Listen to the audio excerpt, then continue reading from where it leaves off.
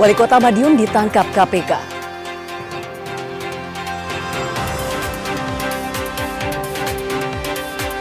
Viral, sungai di Sidoarjo diduga tercemar limbah.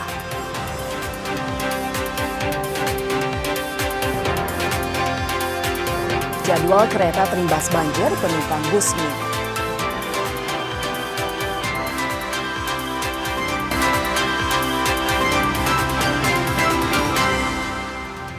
Halo saudara, apa kabar Anda hari ini? Kompas Pagi kembali hadir ke hadapan Anda. Selain 3 informasi utama tadi, tim redaksi kami telah menyiapkan sejumlah informasi penting dan inspiratif lainnya untuk Anda. Bersama saya, Virgianti Kusuma, kita jelang Kompas Pagi di Kompas TV, independen terpercaya.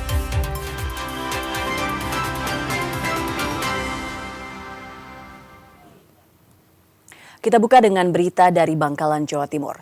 Unjuk rasa puluhan aktivis Himpunan Mahasiswa Indonesia HMI Bangkalan, Jawa Timur yang menagih janji politik bupati berlangsung ricuh.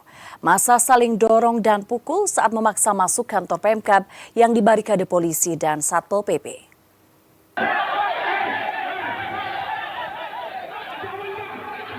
Aksi yang semula berjalan damai berujung ricuh saat massa memaksa masuk ke kantor Pemkab Bangkalan Senin siang. Aksi saling dorong hingga adu pukul terjadi antara mahasiswa dengan petugas. Petugas terpaksa menggunakan water cannon untuk membubarkan massa.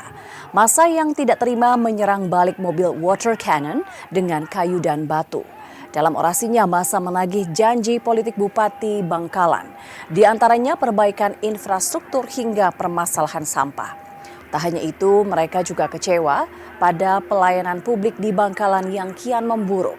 Aksi mereda setelah Bupati Bangkalan Lukman Hakim menemui pendemo.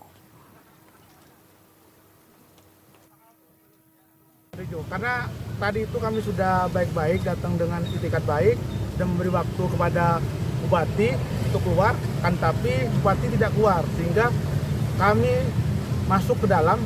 Di dalam pun Bupati tidak ada, sehingga tadi ada gesekan yang itu bermula dari kami ingin masuk dihalangi oleh pihak aparat penegak hukum, dan aparat penegak hukum langsung menyemprotkan air.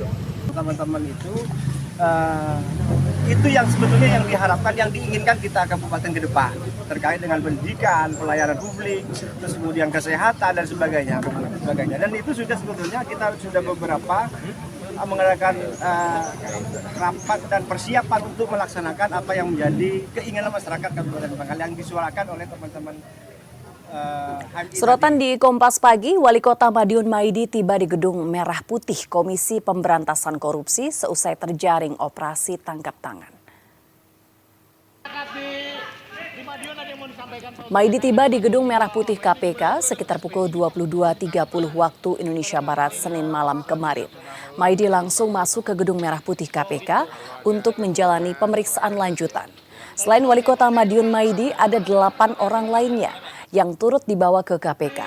Mereka adalah sebagian dari total 15 orang yang tertangkap tangan di Madiun.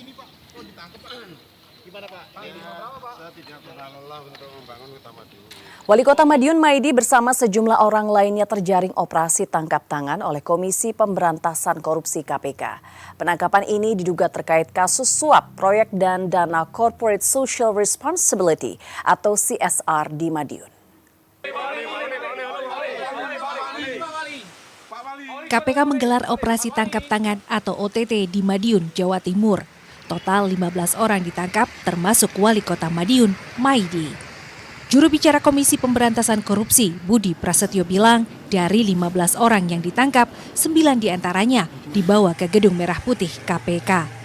Penangkapan ini diduga terkait kasus suap proyek dan dana Corporate Social Responsibility atau CSR di Madiun. Pihak-pihak yang diamankan, yang pertama salah satunya adalah Wali Kota Madiun, kemudian berkaitan dengan barang bukti, yaitu sejumlah uang senilai ratusan juta rupiah yang terkait dengan proyek ataupun ikhwal dana CSR di Kota Madiun. Maidi merupakan Wali Kota Madiun 2 periode. Pertama kali menjabat pada periode 2019-2024, lalu terpilih kembali pada 2025. Sebelum ke dunia politik, Maidi berprofesi sebagai guru dan berkarir di birokrasi.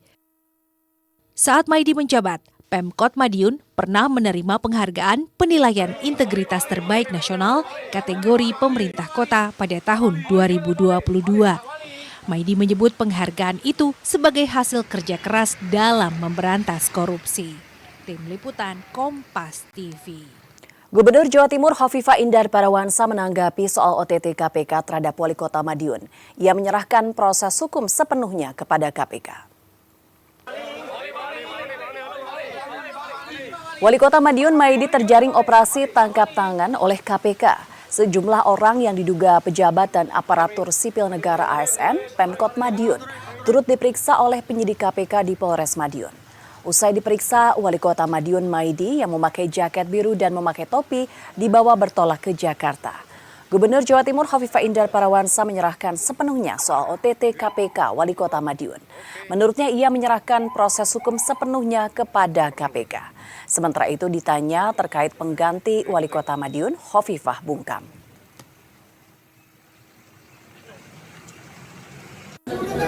Soal Madiun, Bu. Soal Madiun, Bu. Madiun, Bu, OTT KPK. Kalau itu ya semua kita serahkan pada tim penegak hukum dari KPK. Bu, penggantiannya Bu barangkali ada. Ya, maaf ya. Berita lainnya, seorang pelaku pencurian sepeda motor di Jember, Jawa Timur ditangkap dan dihajar warga. Tak hanya dihajar, pelaku pun nyaris dibakar massa. Beruntung polisi datang ke lokasi dan mengamankan pelaku dari amukan warga. Inilah video amatir warga saat berhasil menangkap pelaku pencurian sepeda motor di areal persawahan di Dusun Tanjung Sari, Desa Glundengan, Kecamatan Wuluhan, Jember, Jawa Timur. Pelaku atas nama Ponari yang diketahui warga Desa Gumuklimo, Kecamatan Rambi Puji, Jember, sempat melarikan diri ke tengah persawahan hingga akhirnya tertangkap warga. Puluhan massa yang geram langsung menghajar pelaku dan bahkan seorang warga yang pernah menjadi korban pencurian sepeda motor ikut melampiaskan kekesalan, ikut menghajar dengan kayu. Beruntung polisi datang ke lokasi dan menyelamatkan pelaku yang sudah tidak berdaya. Hasil pemeriksaan Senin siang, pelaku merupakan spesialis curanmor terparkir pinggir sawah dan sudah 3 kali dipenjara dengan kasus yang sama. Pelaku harus mendapatkan perawatan di Rumah Sakit Balung, Jember karena luka yang dideritanya dan sempat menangis meminta ampun karena kesalahannya. Korban yang waktu itu sedang beraktivitas memupuk sawah, sepeda diparkir kurang lebih 100 meter. Tersangka mengambil anak kunci yang ada di jaket, selanjutnya menstarter sepeda motor atau menghidupkan tetapi tidak hidup. Lalu sepeda motor didorong, ketahuan saksi tersebut, langsung saksi berteriak maling-maling dan tersangka lari, akhirnya dikejar oleh massa dan tertangkap tangan. Polisi menyita 1 unit sepeda motor milik korban dari tempat kejadian perkara dan terus melakukan pengembangan kasus karena diduga anggota jaringan curanmor antar kota. Akibat perbuatannya pelaku terancam hukuman maksimal 8 tahun penjara. Tim Liputan Kompas TV Jember, Jawa Timur. Sebuah rekaman video amatir menunjukkan adanya busa di Sungai Bono, Sidoarjo yang diduga merupakan limbah B3 kini tengah viral di media sosial medsos. Busa ini bahkan mengeluarkan bau tidak sedap dan membuat ratusan ikan mati. Video berdurasi 35 detik ini direkam warga Desa Bono, Kecamatan Sedati, Kabupaten Sidoarjo. Dalam video viral di medsos, warga menunjukkan tumpukan busa di Sungai Bono, Desa Bono, Kecamatan Sedati, Kabupaten Sidoarjo. Menurut warga, temuan busa di sungai ini sudah terjadi selama 2 hari belakangan. Tak hanya menimbulkan bau yang tak sedap, busa yang diduga berasal dari pembuangan limbah B3 pabrik ini juga menyebabkan ratusan ikan mati, sehingga menambah bau busuk menyengat. Diduga aktivitas pembuang limbah ke sungai ini dilakukan orang tak bertanggung jawab pada malam hari, lantaran busa ini baru muncul di sekitar pemukiman warga pada dini hari. Lumayan mengganggu, selain baunya, terus airnya juga keruh, hitam dan banyak busa. Besoknya saya lihat banyak ikan-ikan yang mati. Itu sudah sering, Pak? Kenapa? Sudah sering kayak gitu?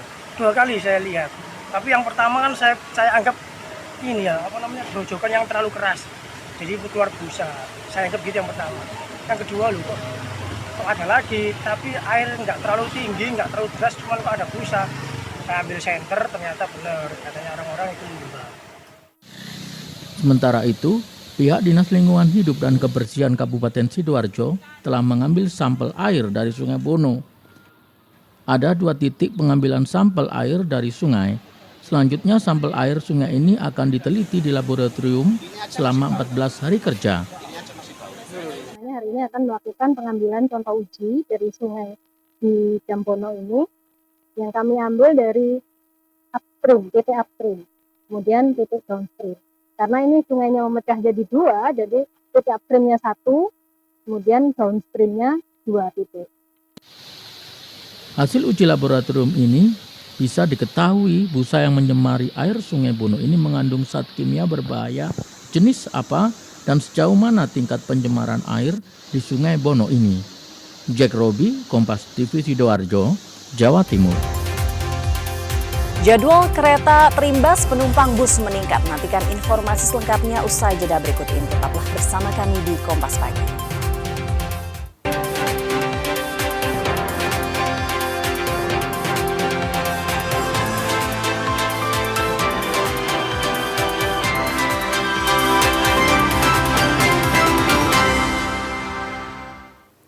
Imbas banjir yang merendam jalur kereta api di wilayah Daops 4 Jember, Semarang, kereta api Pandalungan, relasi Jakarta-Jember mengalami keterlambatan hingga 5 jam. Sementara kereta api Belambangan Ekspres relasi Banyuwangi-Jakarta batal diberangkatkan. Di wilayah daerah operasi 9 Jember, Jawa Timur, perjalanan kereta api Pandalungan, relasi Jakarta-Gambir, Jember, mengalami keterlambatan hingga 5 jam. Kereta api Pandalungan harusnya tiba di stasiun kereta api Jember pukul 9 pagi WIB. Namun tiba di Jember pukul 14 WIB. Meski merasa kecewa, sejumlah penumpang memaklumi keterlambatan dampak faktor alam. Dampak banjir yang merendam sejumlah titik jalur kereta api membuat dilakukan rekayasa pola operasi perjalanan kereta api. Di antaranya membatalkan sejumlah perjalanan kereta api. Pihak PT Kereta Api Daerah Operasi 9 Jember menyatakan permohonan maaf atas keterlambatan dan tetap berupaya melakukan normalisasi banjir demi keselamatan perjalanan kereta api. Perjalanan dari mana ini, Mbak? Dari Jakarta. Sempat terganggu atau berhenti atau delay gimana, Mbak? Aduh, lama banget tadi harusnya jam 9. Tapi baru nyampe sekarang. Terus ada kenapa katanya? Kata petugasnya. Saya kurang tahu sih, mungkin tapi kalau saya lihat sosmed katanya karena banjir ya. Komitmen kami terkait dengan keselamatan penumpang yang ada di kereta api, sehingga kami perlu melakukan pola rekayasa operasi, salah satunya dengan rute memutar maupun pembatalan perjalanan untuk menekan risiko keselamatan di lintas. Ada keterlambatan berapa lama sebelumnya? Untuk KA Pandalungan hari ini yang tiba di Daops 9 Jember mengalami kelambatan kurang lebih 4,5 jam. Pembatalan jadwal keberangkatan kereta api Malang-Jakarta membawa dampak meningkatnya jumlah penumpang bus antar kota antar provinsi di Terminal Arjosari Malang. Pihak terminal memastikan ketersediaan bus khususnya dari Malang menuju Jakarta siap melayani penumpang. Menurut Kepala Terminal Arjosari Malang, peningkatan jumlah penumpang yang menggunakan bus terlihat sejak Sabtu pekan kemarin. Para penumpang bus antar kota antar provinsi ini didominasi wisatawan yang baru saja berlibur di Malang Raya. Peningkatan penumpang bus ini diperkirakan masih akan terjadi selama gangguan layanan kereta api belum sepenuhnya normal, terutama untuk rute menuju Jakarta dan Jawa Barat. Beralihnya penumpang kereta api ke bus ini membawa dampak positif pada perusahaan otobus di Terminal Arjosari. Sejak terjadinya gangguan pada perjalanan kereta api, hampir semua PO bus jurusan Malang-Jakarta penuh terisi. Hal ini jauh berbeda bila dibandingkan hari biasa. Untuk efek dari pembatalan kereta itu, kemarin informasi dari anggota di lapangan, itu banyak sekali penumpang dari moda transportasi kereta dari stasiun itu yang menuju ke TT Arjosari untuk melakukan pembelian tiket bis akap. Jadi tujuannya Jakarta rata-rata memang. Dan mereka itu setelah berlibur sih kemarin, setelah berlibur di Jawa Timur, mereka kembali ke Jakarta. Ada kayak kemarin, semua PO penuh, semua bus penuh. Sampai sekarang? Kalau sekarang ya kembali lagi ke PO masing-masing, ada yang penuh, ada yang enggak. Kalau punya saya alhamdulillah mau penuh. Mau penuh ya? Iya. Itu berapa persen untuk penuhnya Pak, Mbak? Kalau saya sekarang minimal 85%. Dari berapa seat itu? Dari 32 seat. Kan seat saya 22 isi 32 orang. Biasanya dibanding hari biasa gimana Pak? Kalau hari-hari biasa sih kadang saya ada penggabungan karena nggak ada orang. BPBD Jawa Timur mengaktifkan operasi modifikasi cuaca hingga akhir Januari 2026 mendatang. Upaya ini dilakukan untuk meminimalisasi dampak dari cuaca ekstrim seperti banjir di sejumlah daerah di Jawa Timur. Operasi modifikasi cuaca diaktifkan BPBD Jawa Timur hingga akhir Januari 2026 mendatang. Upaya ini dilakukan untuk meminimalisasi dampak dari cuaca ekstrim seperti banjir di sejumlah daerah di Jawa Timur. Menurut Kepala Pelaksana BPBD Jawa Timur Gatot Subroto, operasi modifikasi cuaca telah diaktifkan sejak awal Desember lalu, namun penggunaannya diperpanjang hingga akhir Januari. Karena sejumlah wilayah di Jawa Timur baru memasuki puncak musim penghujan pada akhir Desember 2025 lalu. Saat ini modifikasi cuaca dilakukan terutama di wilayah yang berpotensi banjir seperti Lamongan dan Tuban.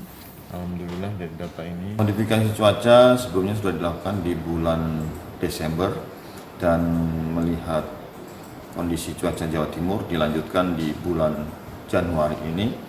Untuk bulan Januari sendiri sudah ada 25 sorti yang kita lakukan dan ini akan terus dilakukan hingga akhir Januari. Sementara itu, untuk mengurai dampak dari puncak cuaca ekstrim, sebanyak 25 sorti modifikasi cuaca disiapkan hingga akhir Januari 2026 mendatang. Kika Madona, Kompas TV, Surabaya, Jawa Timur. Informasi lainnya, sebanyak 478 calon jemaah haji Kabupaten Madiun telah melunasi biaya perjalanan ibadah haji BIPIH di tahap ke-1 dan ke-2. Mereka terdiri dari calon jemaah haji nomor urut porsi, penggabungan atau pendampingan, dan calon jemaah haji cadangan. Pada tahap pelunasan, terverifikasi 478 calon jemaah haji Kabupaten Madiun telah melunasi BIPIH. Dari jumlah ini terdapat 340 calon jemaah haji urut porsi dari total 389 kuota berhak lunas di tahap pertama. Sementara terdapat 49 calon jemaah haji tidak dapat melunasi BIPIH karena ada kendala gagal sistem dan ada yang mengundurkan diri lantaran tak mampu melunasi biaya perjalanan biaya ibadah haji. Kemudian pada tahap kedua, dari total 52 calon jemaah haji yang mengajukan penggabungan, hanya 49 calon jemaah yang telah melunasi BIPIH. Sedangkan 3 calon jemaah haji yang semula mengajukan penggabungan tak melakukan pelunasan. Pada kategori cadangan, Kemenhad Kabupaten Madiun memiliki 222 calon jemaah pada data awal. Lalu dilakukan verifikasi ulang dan tersisa 106 calon jemaah haji yang bersedia dan ingin melakukan pelunasan BIPIH. Akan tetapi, ketika pelunasan BIPIH tahap kedua telah selesai, ternyata hanya ada 89 dari 106 calon jemaah haji cadangan yang terverifikasi sudah melakukan pelunasan dan sisanya tak melakukan pelunasan BIPIH. Jadi untuk cadangan kemarin itu ada di data yang kami terima itu ada 222 jamaah yang mana setelah kita verifikasi yang siap melunasi itu hanya 106, namun setelah kita verifikasi pelunasan itu hanya 89. Ya itulah nanti yang nanti akan dipanggil ketika ada kuota kosong langsung siap berangkat gitu. Usai menggelar tahap pelunasan BIPIH, Kemenhad Kabupaten Madiun saat ini melakukan tahap Pramanifest Haji 2026 atau melakukan penentuan kloter dan penataan calon jemaah haji yang sudah melunasi BIPIH, mulai dari pembentukan ketua regu hingga ketua rombongan. Imam Iswanto, Kompas TV Madiun, Jawa Timur. Berita selanjutnya, Polres Kediri Kota meninjau distribusi menu makan bergizi gratis MBG di sekolah. Peninjauan ini dilakukan untuk memastikan keamanan dan kelayakan menu makan bergizi gratis siswa.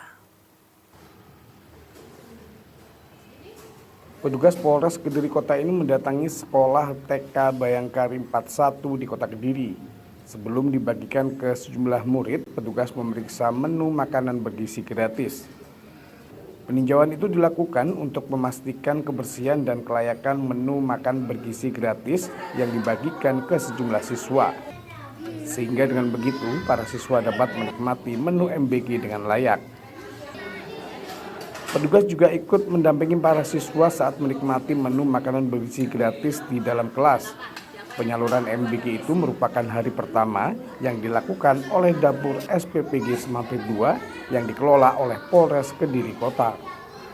Petugas memastikan setiap makanan yang akan didistribusikan di SPPG itu akan dilakukan pengecekan menggunakan alat untuk memastikan kelayakan higienis.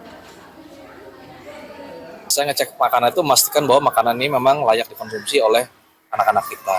Yang pertama kita lihat kebersihannya, kemudian higienis, kemudian tadi ada saus juga, saya cek juga expirednya itu masih lama, jadi aman semuanya. Ayam filet, sayur, kemudian ada tahu tempe, kemudian nasi dan buah. Dengan jumlah penerima manfaat ada sekitar 2.400-an. Itu plus yang terbaru ada plus guru dan ibu hamil, ibu menyusui, sama balita. Sementara itu, pihak sekolah mengaku bersyukur setelah siswanya mendapatkan jatah menu makan bergizi gratis. Program MBG membuat nafsu makan para siswa meningkat dibandingkan sebelumnya. Anak-anak merasa senang sekali, memang kemarin ditunggu dari wali murid kapan kita mendapatkan makan gizi gratis ini. Jadi anak-anak antusias sekali, yang biasanya anak-anak ini tadi saya lihat biasanya nggak suka sayur itu jadi makan sayur. Kemudian buah juga begitu, yang biasanya nggak suka buah anak-anak mencoba untuk makan buah. Menu tadi ada nasi, buah, anggur, kemudian ada ayam katsu, kemudian juga ada sayur. Yang menerima ada 73 siswa. Iya. Sementara itu, Polres Kediri Kota saat ini telah mengelola 2 dapur SPPG untuk program makan bergizi gratis. Setiap dapur SPPG memproduksi hingga 2.500 lebih porsi MBG untuk siswa dan kader Posyandu. Ismail Hasan, Kompas TV, Kediri, Jawa Timur.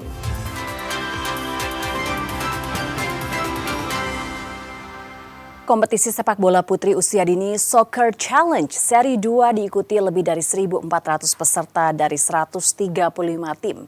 Juara Seri Jakarta SDN Kunciran 4C sukses kawinkan gelar juara kelompok usia 12 tahun usai kalahkan SDN Kebayoran Lama Selatan 19 di final. Kompetisi sepak bola putri usia dini Soccer Challenge 2025-2026 berlanjut ke Tangerang. Lebih dari 1.400 peserta ambil bagian pada kompetisi yang digelar di lapangan Kerasakti, Tangerang 13 hingga 18 Januari. Pada kelompok usia 12 tahun yang diikuti 88 tim, SDN Kunciran 4C sukses keluar sebagai juara. Kampiun Seri Jakarta ini menang 3-2 atas SDN Kebayoran Lama Selatan 19 di final.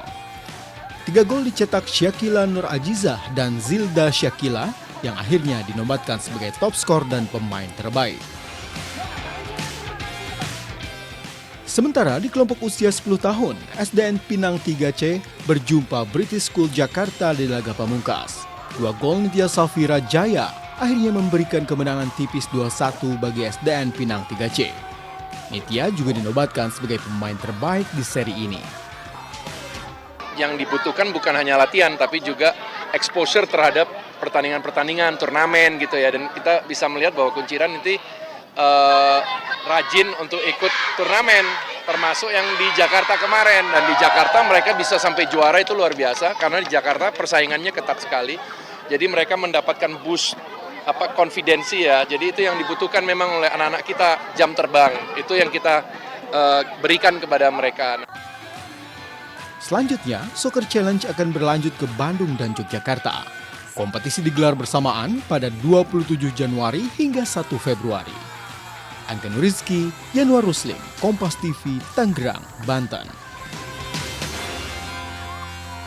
Ingin hidupkan lagi atmosfer Istora, penyelenggara Indonesia Masters 2026 usung konsep pesta rakyat dan kumpul keluarga.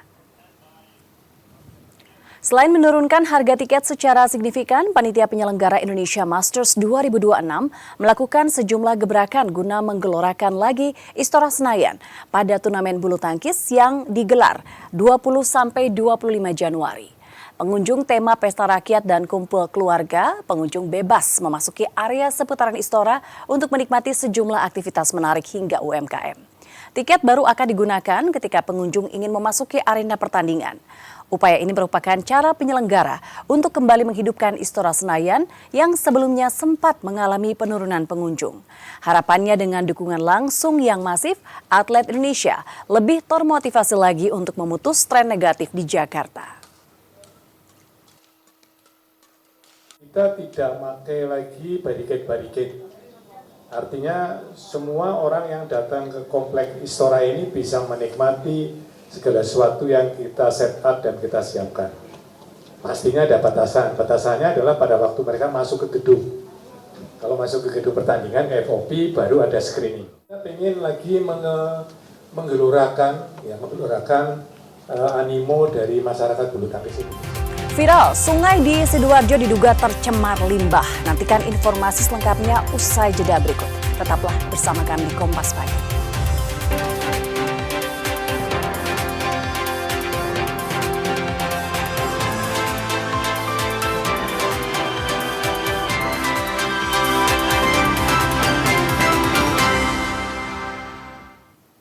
Sebuah rekaman video amatir menunjukkan adanya busa di Sungai Bono, Sidoarjo yang diduga merupakan limbah B3 kini tengah viral di media sosial medsos. Busa ini bahkan mengeluarkan bau tidak sedap dan membuat ratusan ikan mati. Video berdurasi 35 detik ini direkam warga Desa Bono, Kecamatan Sedati, Kabupaten Sidoarjo. Dalam video viral di medsos, warga menunjukkan tumpukan busa di Sungai Bono, Desa Bono, Kecamatan Sedati, Kabupaten Sidoarjo. Menurut warga, temuan busa di sungai ini sudah terjadi selama 2 hari belakangan. Tak hanya menimbulkan bau yang tak sedap, busa yang diduga berasal dari pembuangan limbah B3 pabrik ini juga menyebabkan ratusan ikan mati, sehingga menambah bau busuk menyengat. Diduga aktivitas pembuang limbah ke sungai ini dilakukan orang tak bertanggung jawab pada malam hari, lantaran busa ini baru muncul di sekitar pemukiman warga pada dini hari. Lumayan mengganggu, selain baunya, terus airnya juga keruh, hitam dan banyak busa. Besoknya saya lihat banyak ikan-ikan yang mati. Itu sudah sering, Pak? Kenapa? Sudah sering kayak gitu? 2 kali saya lihat. Tapi yang pertama kan saya anggap ini ya, grojokan yang terlalu keras. Jadi keluar busa. Saya anggap gitu yang pertama. Yang kedua kok ada lagi, tapi air nggak terlalu tinggi, nggak terlalu deras, cuma kok ada busa. Saya ambil senter, ternyata benar, katanya orang-orang itu limbah.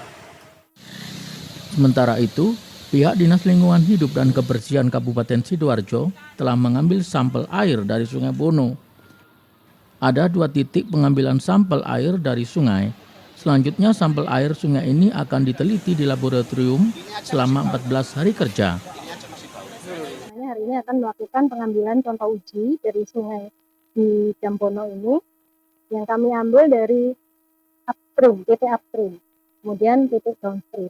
Karena ini sungainya memecah jadi 2, jadi titik upstreamnya 1, kemudian downstreamnya 2 titik. Hasil uji laboratorium ini bisa diketahui busa yang menyemari air Sungai Bono ini mengandung zat kimia berbahaya jenis apa dan sejauh mana tingkat pencemaran air di Sungai Bono ini. Jack Robi, Kompas TV Sidoarjo, Jawa Timur. Saudara, sebanyak 478 calon jemaah haji CJH Kabupaten Madiun telah melunasi biaya perjalanan ibadah haji BP di tahap ke-1 dan ke-2. Mereka terdiri dari CJH urut porsi, penggabungan atau pendampingan, dan CJH cadangan. Pada tahap pelunasan, terverifikasi 478 calon jemaah haji Kabupaten Madiun telah melunasi BIPIH. Dari jumlah ini terdapat 340 calon jemaah haji urut porsi dari total 389 kuota berhak lunas di tahap pertama. Sementara terdapat 49 calon jemaah haji tidak dapat melunasi BIPIH karena ada kendala gagal sistem dan ada yang mengundurkan diri lantaran tak mampu melunasi biaya perjalanan biaya ibadah haji. Kemudian pada tahap kedua, dari total 52 calon jemaah haji yang mengajukan penggabungan, hanya 49 calon jemaah yang telah melunasi BIPIH. Sedangkan 3 calon jemaah haji yang semula mengajukan penggabungan tak melakukan pelunasan. Pada kategori cadangan, Kemenhad Kabupaten Madiun memiliki 222 calon jemaah pada data awal. Lalu dilakukan verifikasi ulang dan tersisa 106 calon jemaah haji yang bersedia dan ingin melakukan pelunasan BIPIH. Akan tetapi, ketika pelunasan BIPIH tahap kedua telah selesai, ternyata hanya ada 89 dari 106 calon jemaah haji cadangan yang terverifikasi sudah melakukan pelunasan dan sisanya tak melakukan pelunasan BIPIH. Jadi untuk cadangan kemarin itu ada di data yang kami terima itu ada 222 jamaah, yang mana setelah kita verifikasi yang siap melunasi itu hanya 106, namun setelah kita verifikasi pelunasan itu hanya 89. Ya itulah nanti yang nanti akan dipanggil ketika ada kuota kosong langsung siap berangkat gitu. Usai menggelar tahap pelunasan BIPIH, Kemenhad Kabupaten Madiun saat ini melakukan tahap Pramanifest Haji 2026 atau melakukan penentuan kloter dan penataan calon jemaah haji yang sudah melunasi BIPIH, mulai dari pembentukan ketua regu hingga ketua rombongan. Imam Iswanto, Kompas TV Madiun, Jawa Timur. Wali Kota Madiun Maidi bersama sejumlah orang lainnya terjaring operasi tangkap tangan oleh Komisi Pemberantasan Korupsi KPK. Penangkapan ini juga terkait kasus suap proyek dan dana Corporate Social Responsibility atau CSR di Madiun. KPK menggelar operasi tangkap tangan atau OTT di Madiun, Jawa Timur. Total 15 orang ditangkap termasuk Wali Kota Madiun, Maidi. Juru bicara Komisi Pemberantasan Korupsi, Budi Prasetyo bilang, dari 15 orang yang ditangkap, 9 diantaranya dibawa ke Gedung Merah Putih KPK. Penangkapan ini diduga terkait kasus suap proyek dan dana Corporate Social Responsibility atau CSR di Madiun.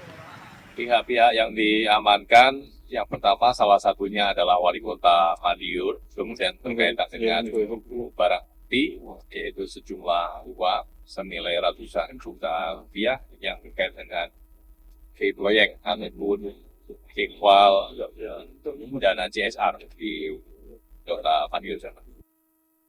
Maidi merupakan Wali Kota Madiun 2 periode. Pertama kali menjabat pada periode 2019-2024, lalu terpilih kembali pada 2025.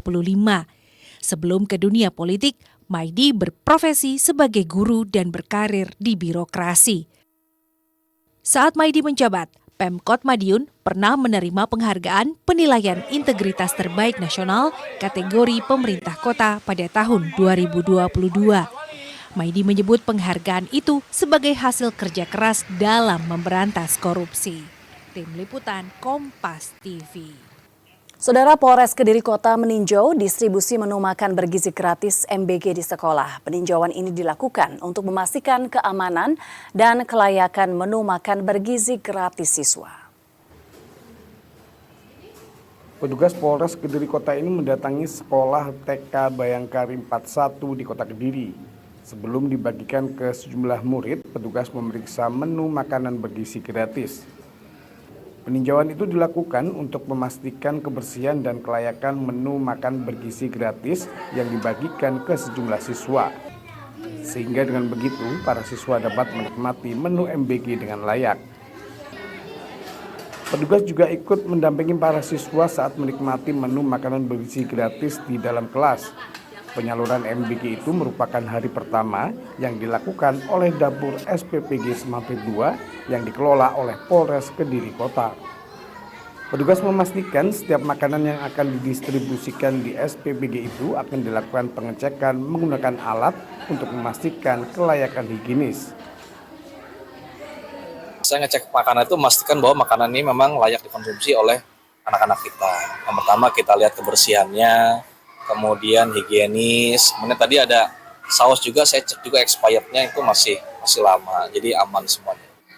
Ayam filet, sayur, kemudian ada tahu tempe, kemudian nasi dan buah. Dengan jumlah penerima manfaat ada sekitar 2.400-an. Itu plus yang terbaru ada plus guru dan ibu hamil, ibu menyusui sama balita. Sementara itu pihak sekolah mengaku bersyukur setelah siswanya mendapatkan jatah menu makan bergizi gratis. Program MBG membuat nafsu makan para siswa meningkat dibandingkan sebelumnya. Anak-anak merasa senang sekali, memang kemarin ditunggu dari wali murid kapan kita mendapatkan makan gizi gratis ini. Jadi anak-anak antusias sekali, yang biasanya anak-anak ini tadi saya lihat biasanya nggak suka sayur itu jadi makan sayur. Kemudian buah juga begitu, yang biasanya nggak suka buah anak-anak mencoba untuk makan buah. Menu tadi ada nasi, buah, anggur, kemudian ada ayam katsu, kemudian juga ada sayur. Yang menerima ada 73 siswa. Iya. Sementara itu Polres Kediri Kota saat ini telah mengelola 2 dapur SPPG untuk program makan bergizi gratis. Setiap dapur SPPG memproduksi hingga 2.500 lebih porsi MBG untuk siswa dan kader Posyandu. Ismail Hasan, Kompas TV, Kediri, Jawa Timur. Usai jeda berikut, saudara, kami akan mengajak Anda untuk menikmati kesegaran es tari legendaris. Nantikan informasi selengkapnya usai jeda berikut.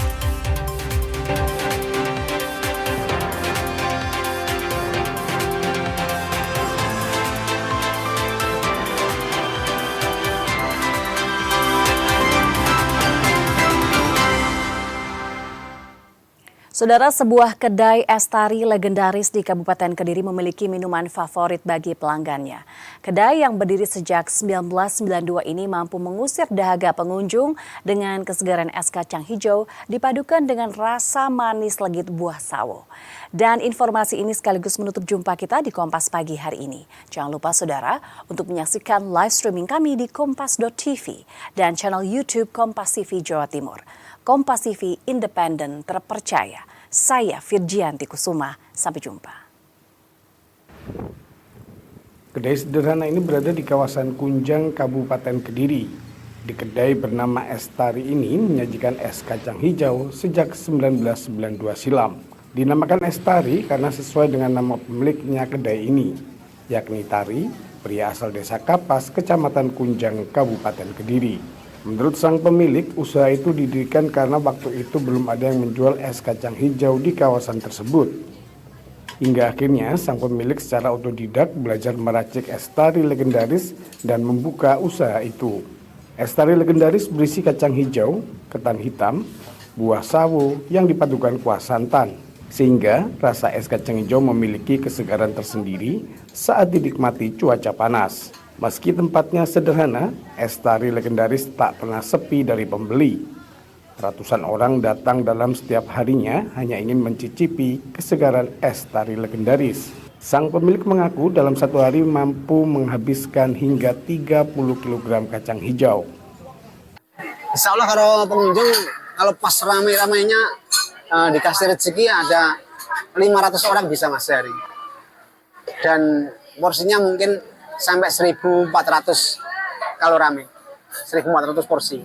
Kalau untuk kacang hijau kalau rame sampai 30 kilo, 30 kilo. Buka dari jam 7 pagi hingga jam 5 sore, kecuali Jumat libur. Sementara itu salah satu pembeli mengaku merasakan kesegaran setelah menikmati satu porsi es tari. Menurutnya es tari memiliki rasa yang berbeda dari yang lainnya karena dicampur dengan buah sawo. Rasanya yang beda mungkin dari sawonya itu ya mungkin ya. Mungkin kalau dia selain mungkin nggak ada sawonya itu kan jarang ya, ada es kacang hijau ada sawonya. Terus rasanya manisnya juga nggak begitu manis banget. Porsinya buahnya mas sampai penuh ini tadi mangkoknya. Bagi Anda yang ingin mencicipi kesegaran es tari legendaris, cukup merogoh kocek Rp8.000 saja. Kedai es tari legendaris buka mulai pukul 7 pagi hingga 5 sore. Ismail Hasan, Kompas TV, Kediri, Jawa Timur.